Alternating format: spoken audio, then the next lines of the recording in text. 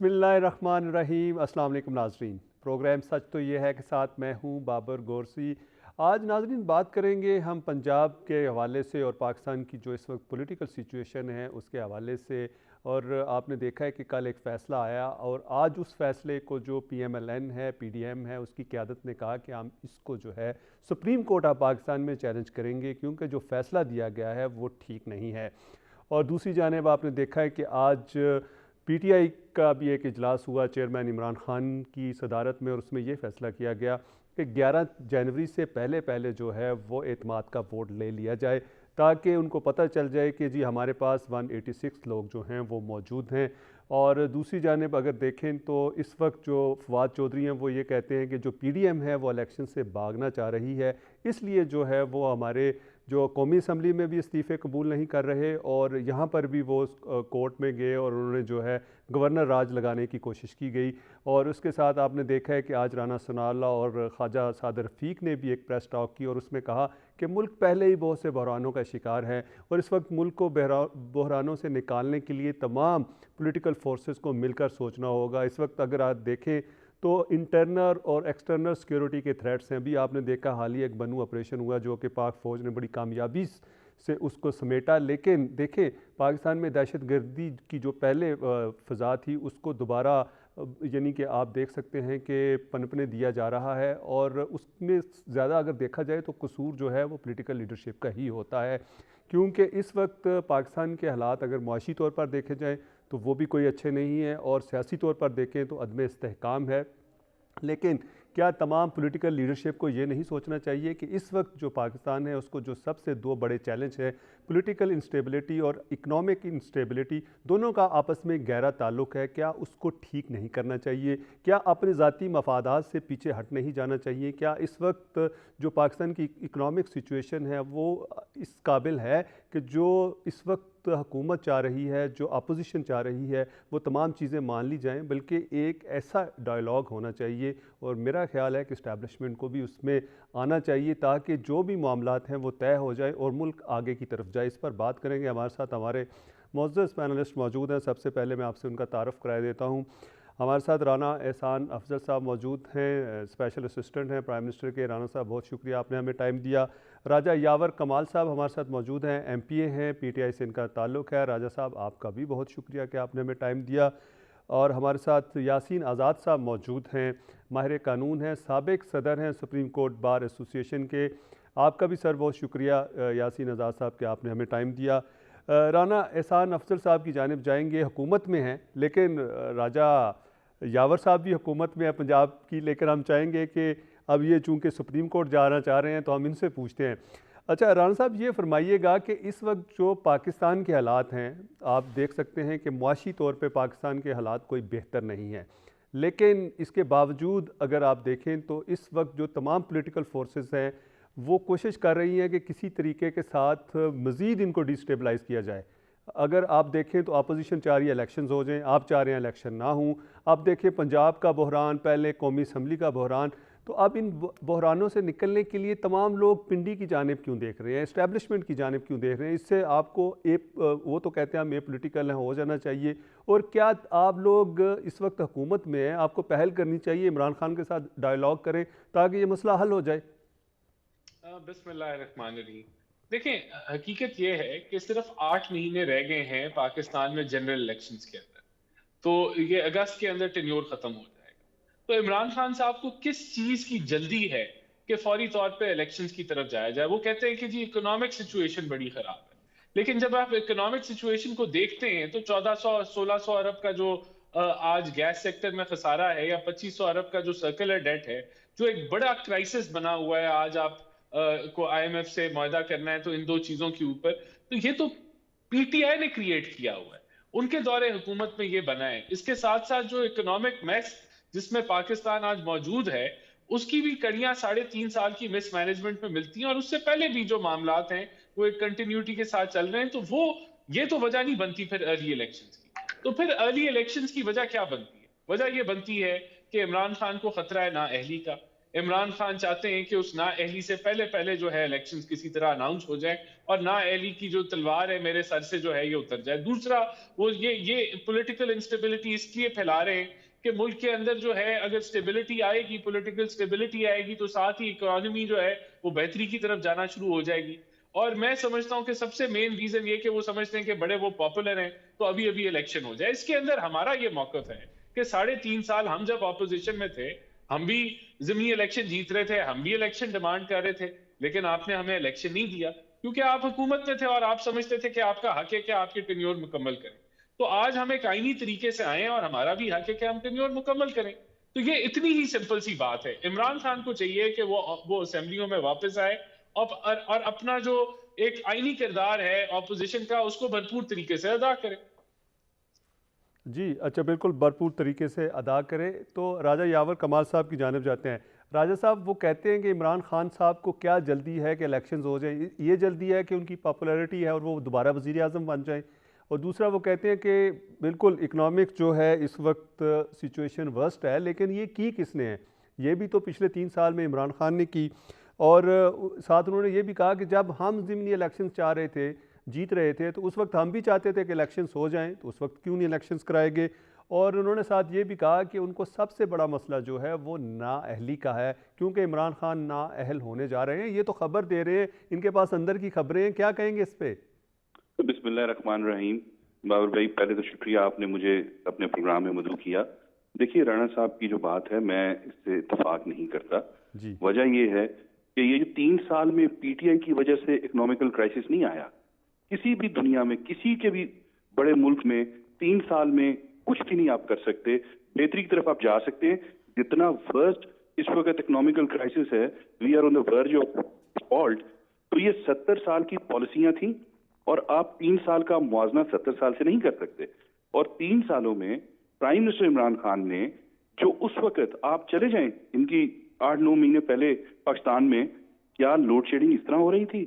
मैंने पहले भी गुजारिश की, फॉरेन रेमिटेंस कहाँ था, आपकी इंडस्ट्री सारी रिवाइव हो गई थी in the worst corona days, जब पूरी दुनिया की मईशत बैठ गई, पाकिस्तान तो बूस्ट की तरफ जा रहा था। और उस वक्त भी हमारे सोशल प्रोग्राम्स जो लोगों के लिए, लोगों की फलाह के लिए थे, वो भी जारी थे।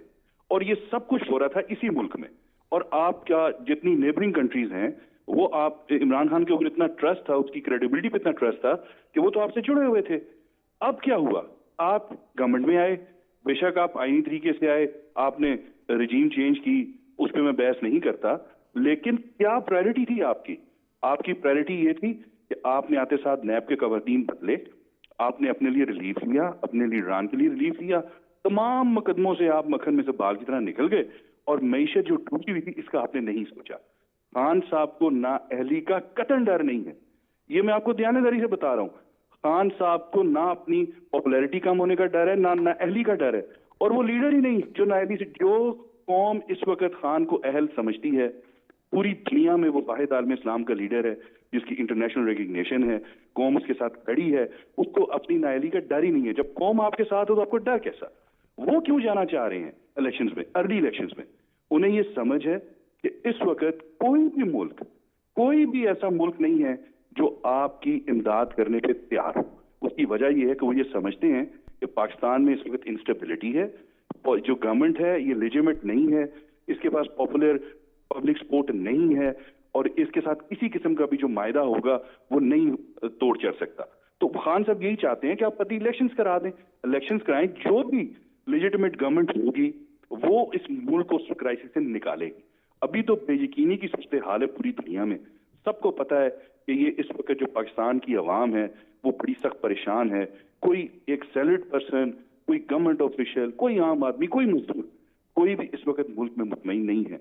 और मैं राणा साहब के साथ सर एहतराम, लेकिन इनकी लीडरशिप को बिल्कुल इस चीज का कोई तदारक भी नहीं है, ना वो ये सोचना चाह रहे हैं। वो डरे हुए हैं कि हमने इलेक्शन अनाउंस कर दिया, खान साहब तो स्वीप कर जाएंगे। अरे जब भी आप इलेक्शन कराएंगे उसमें स्वीप करना ही करना। जिमनी इलेक्शन की उन्होंने बात की, एक सियालकोट वाला जिमनी इलेक्शन उन्होंने जीता। खान साहब ने तो पूरी दुनिया में एक रिकॉर्ड, एक मिसाल कायम की कि 6 के 7 सीटों पे खुद इलेक्शन लड़ा और कोई कंपेन भी नहीं हुई, और वो इलेक्शन जीत के आ गया। तो आप ना घबराएं, आप जी इस बिल्कुल मुल्क के ऊपर बिल्कुल रहम राय करें, साहब इस बिल्कुल। मुल्क के लिए इलेक्शंस में फिल फॉर ऐलान करें ताकि हम इलेक्शंस में जाएं। जी हाँ बिल्कुल, यासीन आज़ाद साहब की जानिब जाते हैं।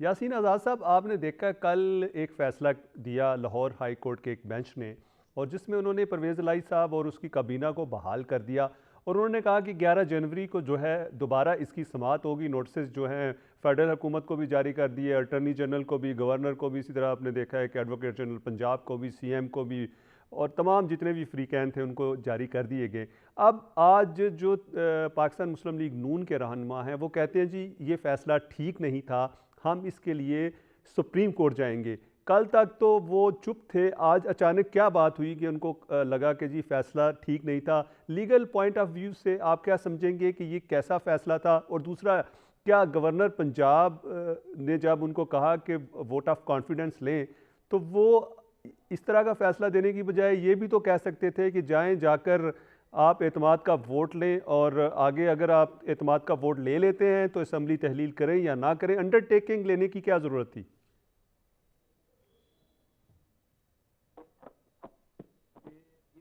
यासीन आज़ाद साहब, आप मुझे सुन पा रहे हैं?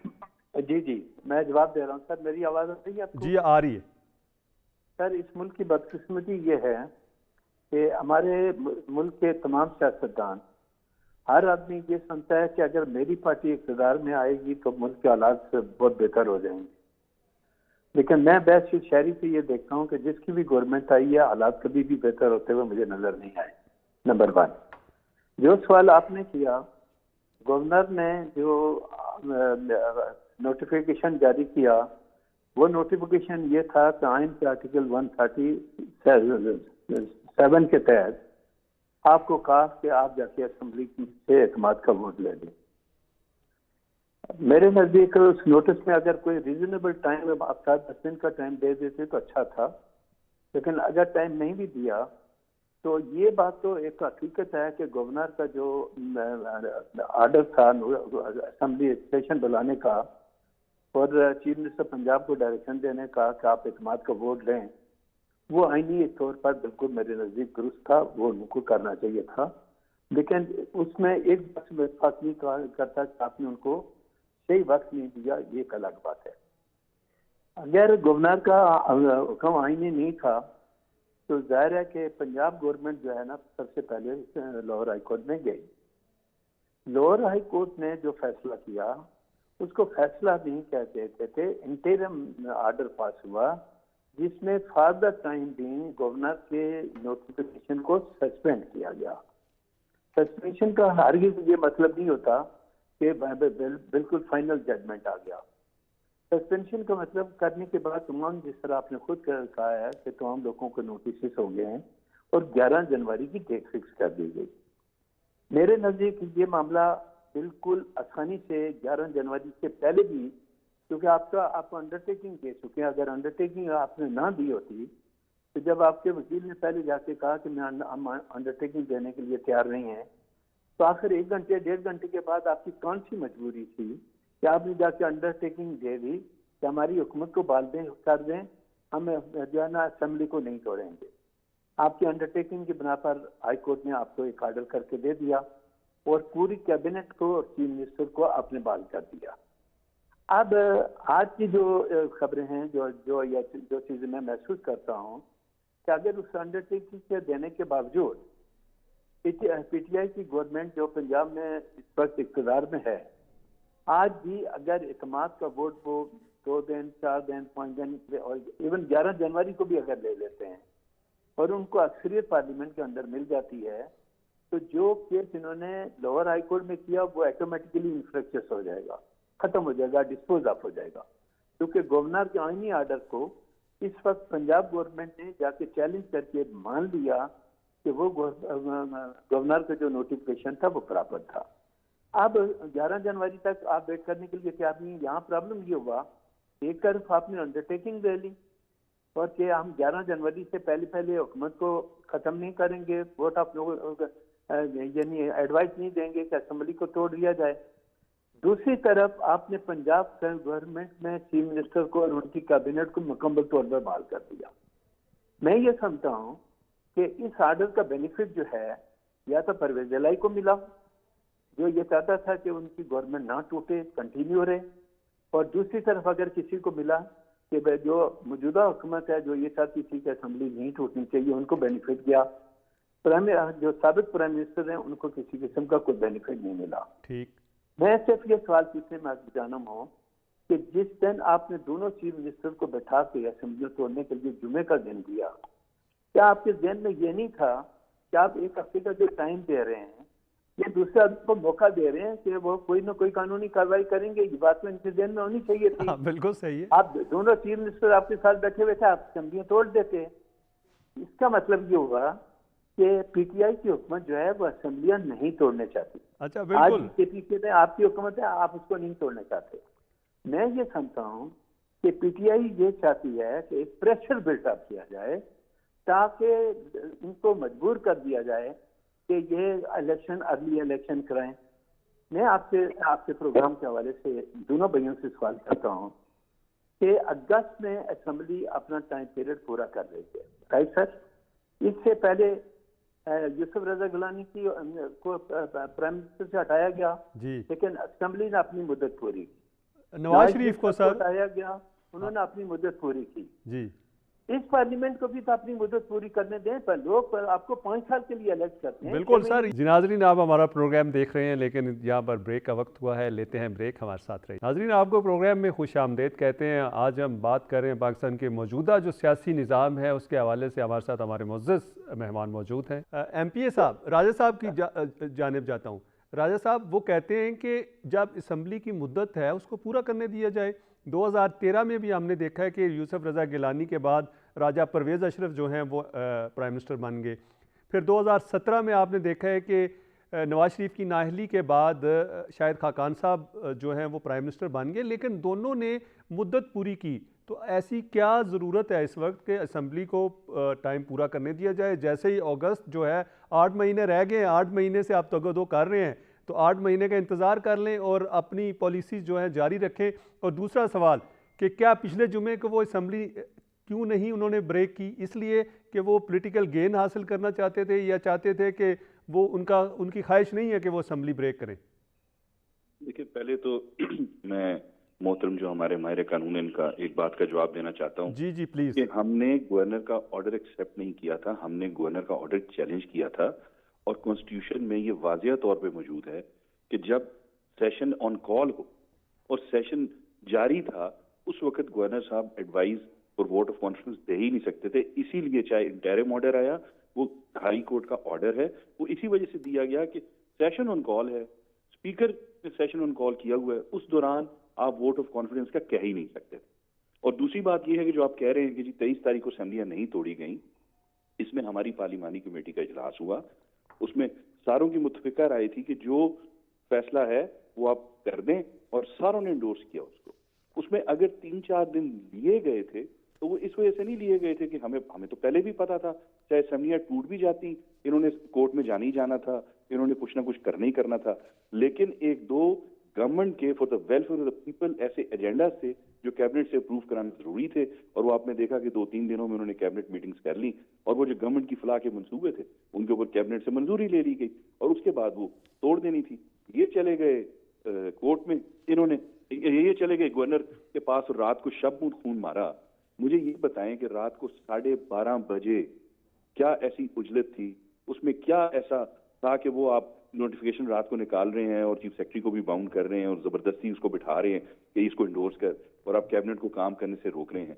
हजूर, अक्टूबर तक इलेक्शंस, आपकी एलसीज बंद पड़ी हैं, आपका वर्स्ट अभी ये पेट्रोलियम के पैसे देने के आपके पास पैसे नहीं हैं, आपकी एनर्जी क्राइसिस है। अच्छा सर, इलेक्शंस हो जाते हैं, चले फर्ज कर लें इलेक्शन जो है मार्च में हो जाते हैं या फरवरी में हो जाते हैं, तो आप ये तमाम चीजें ठीक कर लेंगे? देखिए, आप ये क्यों भूल जाते हैं कि आप 2 साल पीछे तो जाएं जी। क्या साल पीछे ये हालात थे? पूरी दुनिया की मईशत डूब रही थी और पाकिस्तान सरवाइव कर रहा था, बल्कि बहुत बेहतरी की जानिब जा रहा था। किधर है चाइना? आपके सऊदीज जो आ रहे थे, आप बड़ी नून लीग वाले बड़ी बगलें बजा रहे थे कि किंग आ रहे हैं यहाँ पाकिस्तान में और दूध की नहरें बह कहते हैं आपकी वजह से नहीं आए राजा साहब। नहीं, ये भी गलत कहते हैं। उन्होंने तो, हमारा धरना था 26 को, उन्होंने तो 22 को आना था। वो तो 22 को आके चले भी जाते, और वो 22 से इसीलिए डेट इमरान खान साहब ने आगे दी थी कि his excellency king of Saudi Arabia वो आ रहे हैं 22 को, तो उनका विजिट हो जाए तो हम 26 को लॉन्ग मार्च करेंगे। हमारी तो रुकावट थी ही नहीं, या तो 26 से उनके आने से पहले हमने लॉन्ग मार्च की डेट दी होती, फिर आप ये आर्गूमेंट कर सकते थे। ऐसा तो कुछ था ही नहीं। चाइना आपसे दूर चला गया, सऊदीया आपसे दूर चला गया, और IMF का माफ करना 3 सालों में हमने नहीं मुआहदा किया। मेरे भाई फरमा रहे थे कि 3 सालों का, 70 साल से IMF के पास तो ये गए हुए थे। रिकॉर्ड उठा के देख ले, रिकॉर्ड कर्जे की साथ वापस की हमारे दौर में। इतना इतना गंद था 70 सालों का, 3-3.5 सालों में खान साहब उसको इतना ऊपर लेके जा रहे थे। आपको ओवरसीज पाकिस्तानी, उसका ट्रस्ट था, उसका ट्रस्ट लेवल इतना था कि पाकिस्तान की क्रेडिट रेटिंग्स बहुत अच्छी हो रही थी, पूरी दुनिया मान रही थी कि Imran Khan is a credible leader. IMF आपके साथ बहुत अच्छे तरीके से डील कर रहा था।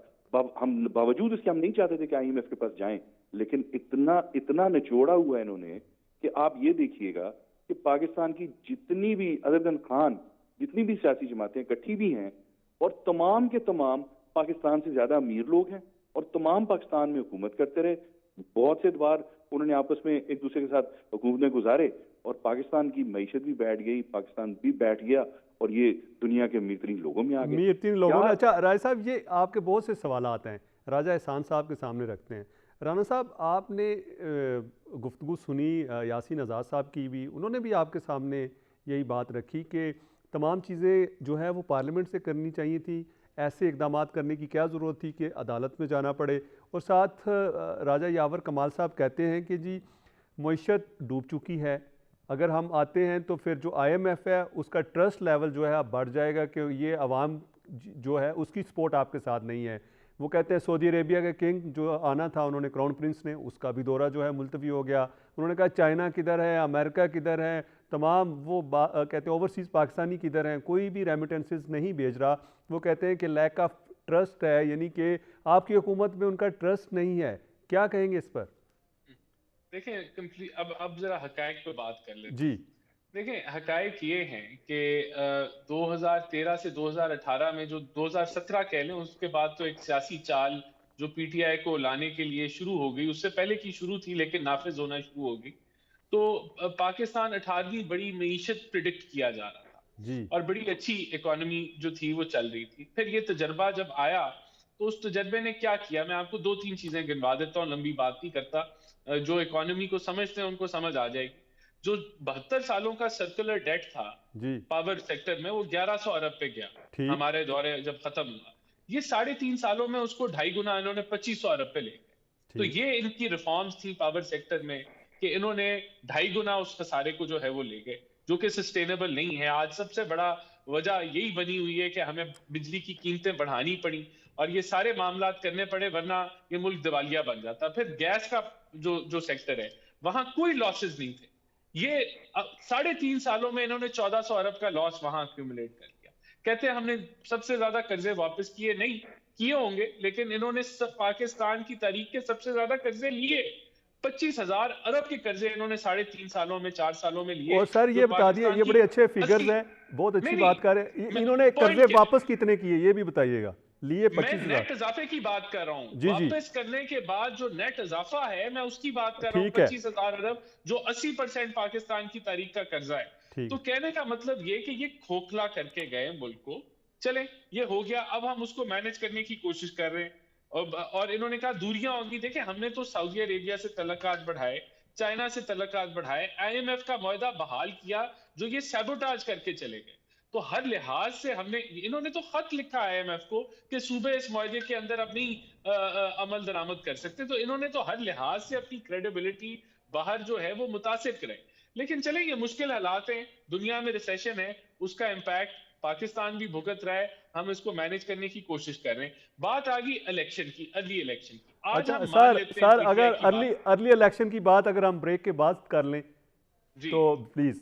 नाज़रीन, आप हमारा प्रोग्राम देख रहे हैं, हमारे साथ हमारे मुअज़्ज़ज़ पैनलिस्ट मौजूद हैं, लेकिन यहाँ पर ब्रेक का वक्त हुआ है, लेते हैं ब्रेक, हमारे साथ रहिए। नाज़रीन, आपको प्रोग्राम में दोबारा खुश आमदीद कहते हैं। आज हम मुल्क की सियासी सूरत हाल के हवाले से बात कर रहे हैं। हमारे साथ राना एहसान अफजल साहब मौजूद हैं, स्पेशल असिस्टेंट हैं प्राइम मिनिस्टर के। राजा यावर कमाल साहब हमारे साथ मौजूद हैं, MP हैं, PTI से इनका ताल्लुक़ है। सोहेल इकबाल भट्टी साहब हमारे साथ मौजूद हैं, सीनियर एंकर पर्सन हैं और सीनियर तज्ज़ियाकार हैं। आप तीनों का बहुत शुक्रिया। अच्छा सर, राना एहसान साहब, हम आपसे अर्ली इलेक्शंस की बात करते हैं। तमाम जितने भी लोग हैं वो कह रहे हैं जी अर्ली इलेक्शंस हो जाने चाहिए। तज्ज़ियाकारों को देख लें आप, इसी तरह जो पॉलिटिकल लीडरशिप है वो भी ये समझ रही है कि अगर इलेक्शंस हो जाते हैं तो फिर ये है कि जो इस वक्त पॉलिटिकल इंस्टेबिलिटी है वो ख़त्म हो जाएगी।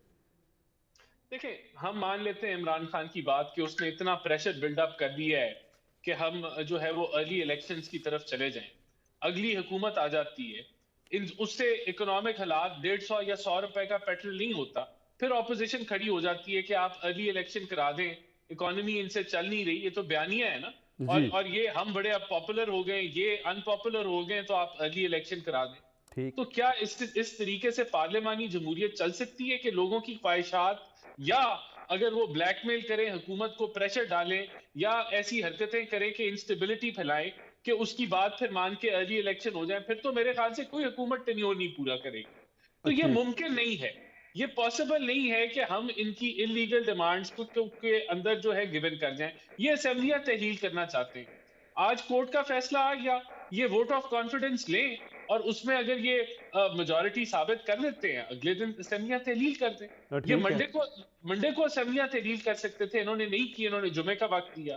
फिर यानी कि अभी भी ये गवर्नर ने अगर इनसे मांगी वोट ऑफ कॉन्फिडेंस 186 पूरे करें, सब कुछ रद्द हो जाता है और फिर आप अपना जो है असेंबलियां तहलील कर ले। तो हम तो बिल्कुल आईनी तरीके से कर रहे हैं। देखिए, आइन शिकन पहली दफा पाकिस्तान की तारीख में अगर कोई सियासी पार्टी बनी थी या कोई लीडर बना था तो वो इमरान खान बना था, जब उसने नो कॉन्फिडेंस को कासिम सूरी के थ्रू रद्द किया और उसको इंडोर्स किया, और ये 5 मेंबर सुप्रीम कोर्ट के बेंच ने इनको आइन शिकन डिक्लेयर किया।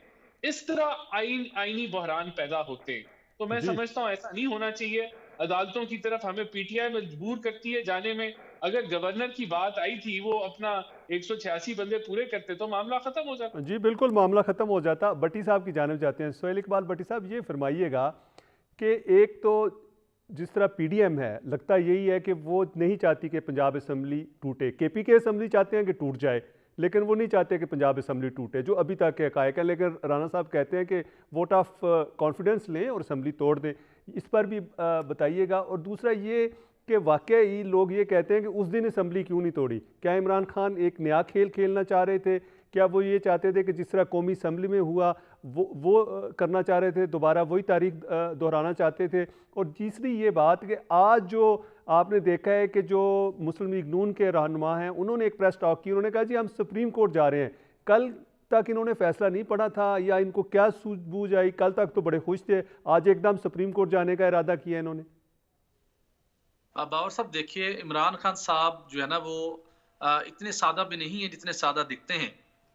मामला ये है, थोड़ा सा मैं आपको पीछे लेके जाऊंगा।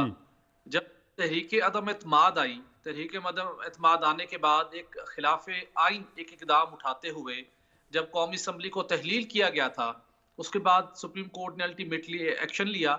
लेकिन खान साहब उससे पहले भी और उसके बाद भी कई मरतबा ये कह चुके हैं कि उन्हें 1 साल कबल ये पता था कि ये प्लान कर चुके हैं शहबाज शरीफ आइंदा का वजीर आजम होगा और ये मेरी हुकूमत खत्म करेंगे। मुझे 1 साल पहले ही पता था।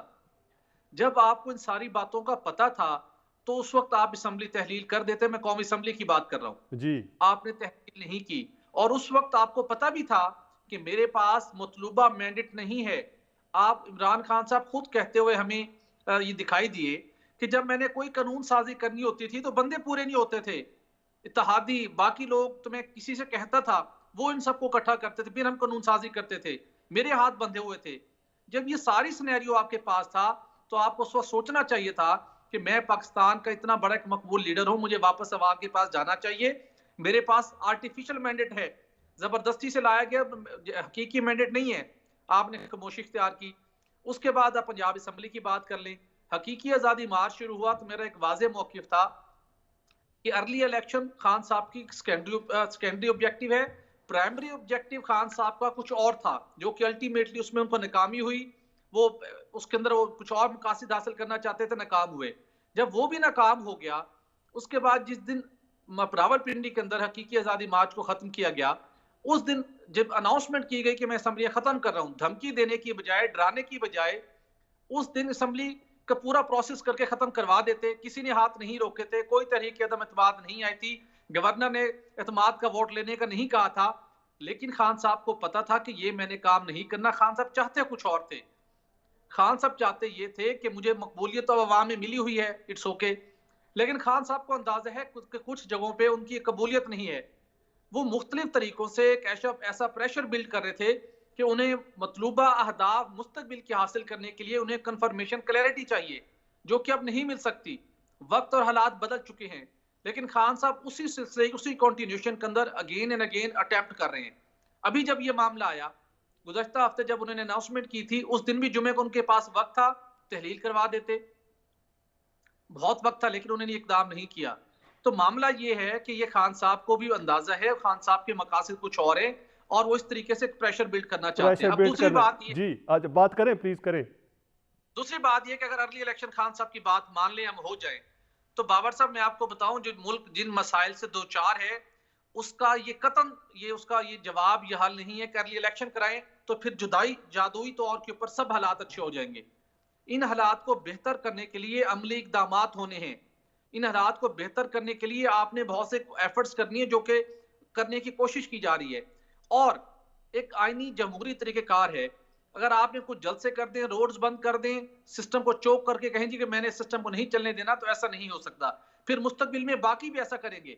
और जी उसके बिल्कुल। बाद अगर और अगर खान साहब हार गए, खान साहब फिर भी सियासी इस्तेहकाम नहीं आने देंगे, क्योंकि खान साहब ये सब हैं कि सिर्फ जो इस्तेहकाम का मतलब है वो हुकूमतों में है, मरकज में, पंजाब में, तो फिर इस्तेहकाम है। किसी और की जीत को क्या वो ये कहेंगे कि अगर वो हार के उनको मैंडेट ना मिला तो वो फिर किसी की जीत को तस्लीम करेंगे? तो जवाब है नहीं जी। तो अच्छा, ये जवाब जो है राजा साहब से जानते हैं। राजा साहब, सोहेल इकबाल भट्टी साहब कहते हैं कि उनके अज़ाइम कुछ और थे, इमरान खान कुछ चाहते थे लेकिन नहीं हुआ। कई दफ़ा आप बहुत सी चीज़ें चाहते हैं, नहीं होती। वो कोई एक अपॉइंटमेंट के हवाले से थी बात, वो अपनी मर्ज़ी से लगाना चाहते थे, नहीं हुआ। ठीक है, एक सिस्टम है, लेकिन उन्होंने कहा कि जी हमें कोई इतराज़ नहीं है।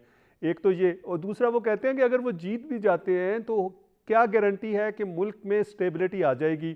और आज उन्होंने मुख्तलिफ नुमाइंदों से भी बात की, इमरान खान साहब ने, और उन्होंने कहा कि जी जनरल बाजवा एहतसाब नहीं चाहते थे। फिर उन्होंने कहा कि जी एक पेशीन गोई की है कि जी मार्च या अप्रैल में जो है इलेक्शंस हो जाएंगे। ये किस कॉन्टेक्स्ट में बात की है? क्या उनके पास कोई इन्फॉर्मेशन है या उनके बैकडोर चैनल्स के साथ राब्ते हैं? इस पे क्या कहना चाहेंगे?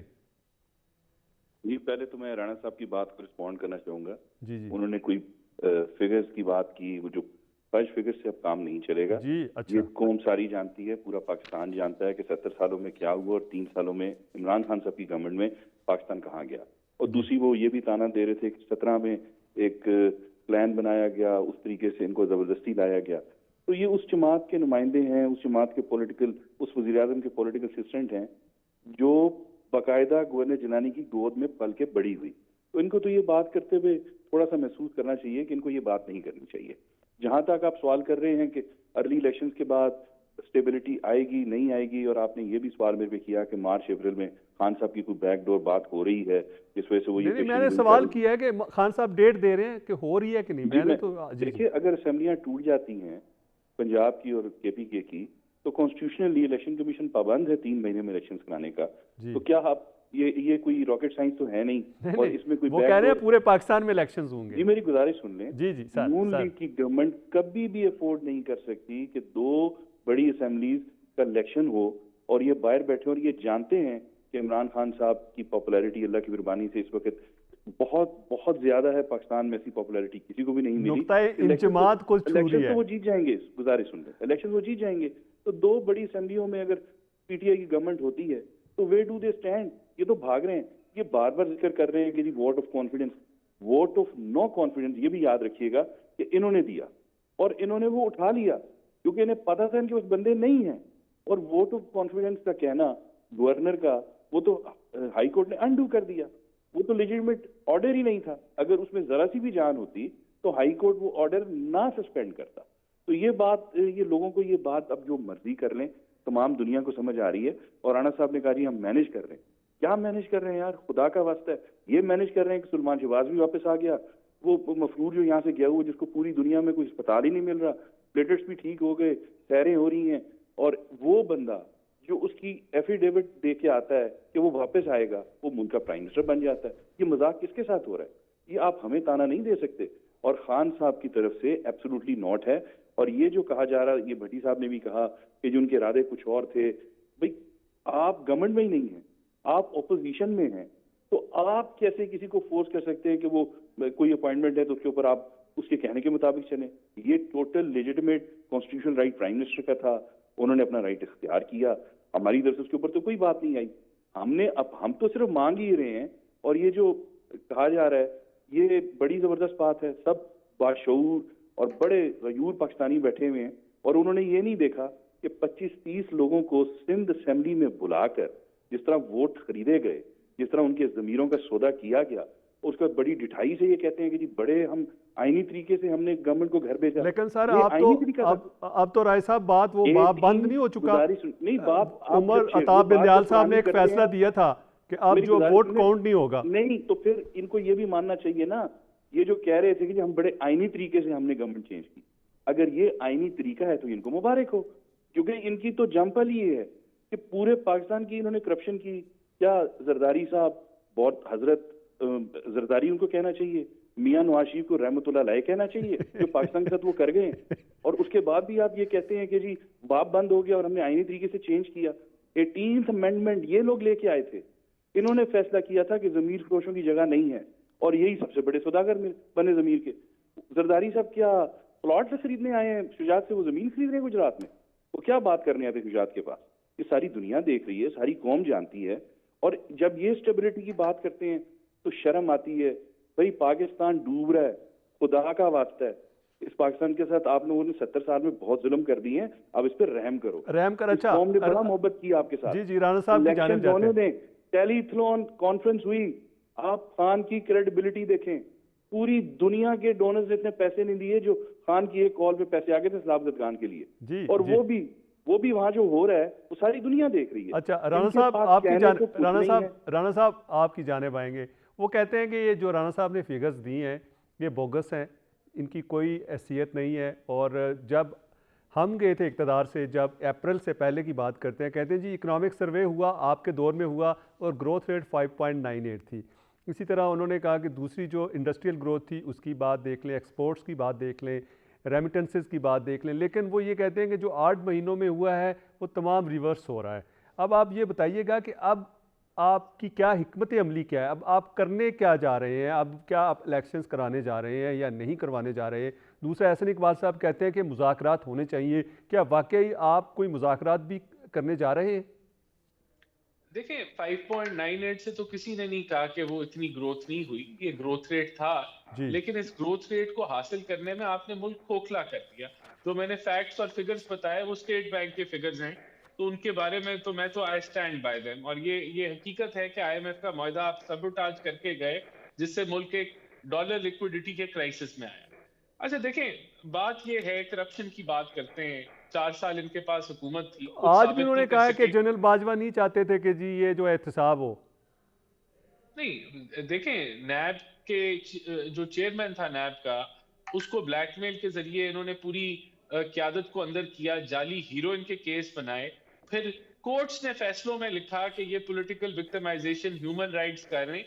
वो तो इनको शुक्र करना चाहिए कि हमने नैब लॉज चेंज कर दिए, हमारी तो अभी हुकूमत थी, हम चाहते वही लॉज चलते और एसेट बियॉन्ड मीन के अंदर पूरी PTI की क्यादत को अंदर कर देते। हमने ये रुख नहीं अदा किया, इख्तियार किया, ये हम कर सकते थे कि एसेट बियॉन्ड मीन्स पे इन्वेस्टिगेशन पे ही 6-6, 8-8 महीने, 2-2 साल अंदर कर देते, जिस तरह आप लोगों ने जाली केस बनाए। अब जाली केस जो है वो इख्तिताम पजीर है। करप्शन परसेप्शन इंडेक्स क्या कहती थी? वो कहती थी कि PMLN ने करप्शन को पाकिस्तान के अंदर कम कर दिया, 117 पे ले आए, 135 से गिरा के। तो ये लोग अपनी 3 साल 4 साल की हुकूमत पे उसको 140 में ले गए।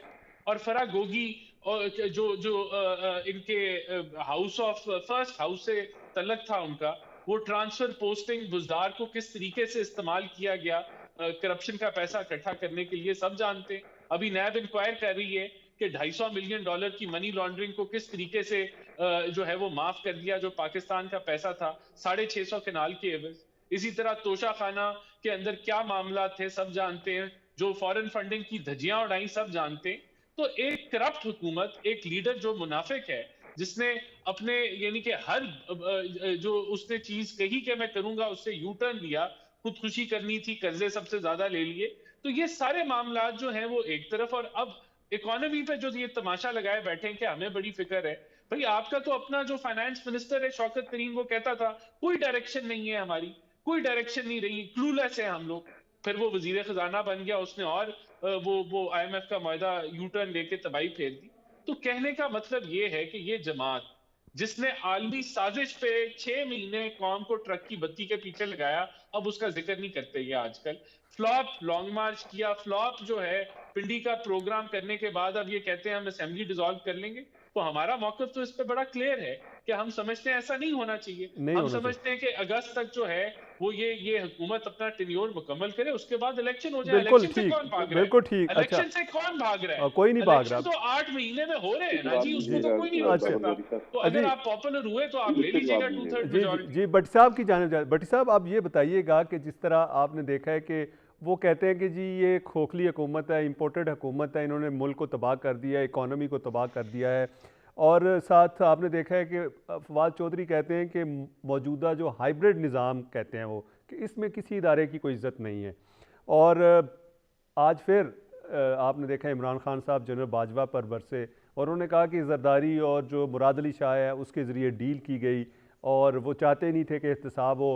और जब मैं था इक़्तिदार में, ना चीफ इलेक्शन कमिश्नर मैंने लगाया, ना चेयरमैन नैब मैंने लगाया, ना कोई अथॉरिटी का जो MD था या चेयरमैन था या कोई अपॉइंटमेंट होती थी वो मैं नहीं करता था, यही करते थे। तो अब ये तमाम चीज़ें कह रहे हैं, तो उस वक्त क्या ऐसी सूरत हाल होती है कि उस वक्त तो कहते हैं कि जी एक तरफ कहते थे कि जी ये बहुत अच्छे इंसान है, इनसे अच्छा जनरली मैंने ज़िंदगी में नहीं देखा। बाबा साहब, मामला ये है, ये सियासी कारकुनों या आवाम के लिए, आम आदमी के लिए ये बातें शायद इतने शद्दोमत से वो नहीं करते। ये परस्तारों को उनकी तसल्ली के लिए, उनको अपने साथ इंटैक्ट रखने के लिए ये चीज़ें मुसलसल दोहराई जाती हैं। पहली बात ये है कि 26 साल की काविश के बाद कौम ने आपको मौका दिया और आप हर रोज़ 2014 के बाद बिलखसूस आपने बड़े बड़े दावे किए, आपके पास बड़े मौशी प्लान थे, हर शोबे के बड़े बड़े एक्सपर्ट्स आपके पास मौजूद थे और आपको इक़्तिदार का मौका मिला। तो जिसके बाद पता चला 2 साल बाद आपने कहा जी मुझे तो अब पता चला है कि गर्दिशी कर्जा क्या होता है। आप उसके बाद आपने इक़्तिदार से बाहर निकले तो आपने कहा जी कि चीफ इलेक्शन कमिश्नर किसी और ने लगवा लिया, मैंने तो नहीं लगाया था, बाकी तकर्रियां मैं नहीं करता था, कोई और करता था। तो अब कौम का भी तो कोई हक है कि वो आपसे सवाल करे कि खान साहब 26 साल, बेशुमार ऐसे लोग हैं जो इस सालों में उनके साथ वाबस्ता रहे, लोगों ने तवील लेकिन आज भी उसकी पॉपुलैरिटी सबसे ज्यादा है भट्टी साहब। नहीं है जी बिल्कुल है, लेकिन वो ये पूछते हैं कि आपको जब सब कुछ इक़्तिदार मिला आप कुछ भी नहीं कर पाए, आप अपने जो कमांड आपके पास थी उसको एक्सरसाइज नहीं कर सके, तो अब दोबारा इतनी उजलत का मुजाहरा क्यों करते हैं? आपको जितनी आपकी माजी के अंदर 26 साल के बाद आप आए और आपको मौका मिला जहां पे आप बड़ी तब्दीली ला सकते थे, वो तब्दीली क्या आई वो हम सब देख रहे हैं। जो नए से नए केसेस बन रहे हैं, तोशा खाना के हों या जो दूसरे मामला हो, जो ऑडियो लीक से मुबैनत ऑडियो लीक्स में चीजें सामने आ रही हैं, तो खान साहब बैठ के, नो डाउट खान साहब की पॉपुलैरिटी है, लोग उन्हें चाहते हैं, लेकिन खान साहब को उनकी अपनी पॉपुलैरिटी को और लोगों की चाहत को मिसमैनेज नहीं करना चाहिए। बैठे ऑर्गेनाइज तरीके से प्लान बनाएं, फ्यूचर की तैयारी करें, मुकर्रर वक्त पर इलेक्शंस होंगे, उसके बाद जहां जहां आपके अपने सिस्टम में लूप होल्स थे जो आप डिलीवर नहीं कर सके अवाम की तवक्को और कौम की मंगों के मुताबिक, उनको उन मसाइल को हल करें, जल्दबाजी का मुजाहरा ना करें। और सबसे बढ़ के बात, जनाब बाजवा को हर दूसरे दिन वो दोबारा टारगेट करते हैं, अगर वो अपनी कॉल ऑफ फेल में दुरुस्त हैं तो सबसे पहले उस शख्स को जिन्होंने उन्होंने वजीर आला बनाया हुआ है पंजाब का, परवेज इलाही साहब, उनको बुलाएं, अपने पास बिठाएं, उन्हें कन्विंस करें कि जनरल बाजवा की ये ज्यादतियां थी और मैं इस मामले में दुरुस्त हूं। उनको कन्विंस करने के बाद फिर डेली बेस के ऊपर भले वो बात करते रहे। आप वो शख्सियत जो जिन्हें आपने वजीर आला बनाया हुआ है, जो पंजाब के अंदर आपकी हुकूमत को लीड कर रहे हैं, हाउस के अंदर लीडर ऑफ द हाउस है, आप उनको कन्विंस नहीं कर पा रहे और वो आपको बता रहे हैं कि आप गलत कर रहे हैं, वो हमारे मोहसन है, वो आपके भी मोहसन है, उन्होंने आपके साथ बहुत भलाइयाँ की, और जबकि आप उस शख्सियत को उनके जाने के बाद मुतनाज़ा बना रहे हैं। जी और आखिरी मेरी जी बात, बिल्कुल भट्टी साहब, टाइम टाइम शॉर्ट है तो राजा अब साहब की जानिब जाते हैं। राजा साहब बिल्कुल टाइम शॉर्ट है, आखिर क्या कमेंट्स करना चाहेंगे कि तमाम लोग यही कह रहे हैं कि जो इमरान खान कहते हैं एक दफ़ा कहते हैं दूसरी दफ़ा उससे यू टर्न ले लेते हैं। देखिए, सबसे पहले तो मैं राणा साहब की बात का एक जवाब दूंगा। टाइम शॉर्ट है सर, जी लेकिन जी, जल्दी राणा जल्दी साहब बड़े प्लीज। मौजब आदमी लगे, पर वो बिरयानी वाले ही काम निकला। उन्होंने कहा जी इमरान खान मुनाफिक। मुनाफिक आजम तो नवाज शरीफ है। वो क्या कह के गया यार मुल्क में कि मैं मर रहा हूँ, खुदा का वास्ता मेरा इलाज कराओ। आपने और वो तो उसको सैरें कर छोड़ा रहे ना सर, हैं। आपने भेजा। नहीं, इन्हीं की गवर्नमेंट देखिए। और फिर ये जो भट्टी साहब फरमा रहे थे कि खान साहब, क्या खान साहब की गवर्नमेंट में 150 पे पेट्रोल नहीं था? क्या फ्यूल प्राइसेस नीचे थी? क्या उस वक्त लोड शेडिंग हो रही थी? जिनको नजर नहीं आ रहा। स्टेट राशन प्रोग्राम चल रहा था, दुनिया पे क्राइसिस आया हुआ है, और यहाँ गरीब लोगों के लिए हर वो काम कर रहे थे इनकी दिए हुए कर्जों के बावजूद। ये इनको तब नजर नहीं आ रहे थे। फॉरेन रेमिटेंस कहाँ थी, ये इनको नजर नहीं आ रहा था। पूरी दुनिया में पाकिस्तान वाहिद मुल्क था कि 20 साल बाद यहाँ आपकी टेक्सटाइल इंडस्ट्री जो है वो वापस आई। जो बाहर लोग चले गए थे, कोई कनाडा था, कोई कहाँ था, वो सब वापस आए। उन्होंने आके पाकिस्तान में इंडस्ट्री अपनी अच्छा, चलाई। अब आप क्या करेंगे सर? टाइम शॉर्ट है, अब बता दें आपकी पॉलिसी क्या करना होगी। इन्होंने है, इनकी काम पे टांग रही हैं। इनको कहें चुप करके इलेक्शन कराएं। खान बड़ा अनपॉपुलर हो गया है तो इलेक्शन कराएं, ये जीतें और आके गवर्नमेंट करें। ये डर क्यों रहे हैं? ये इस वक्त मुल्क का वाहिद हल ये है कि आप इलेक्शंस कॉल करें, पब्लिक को फैसला करने दें। इंटरनेशनल दुनिया सारी देख रही है कि पाकिस्तान के साथ क्या जुल्म हो रहा है। अच्छा तो बिल्कुल। सब जानते हैं राजा कि साहब चोर आपका बहुत इसको शुक्रिया, राना एहसान साहब आपका बहुत शुक्रिया, सुहेल इकबाल भट्टी साहब आपका बहुत शुक्रिया, यासीन आज़ाद साहब आपका बहुत शुक्रिया।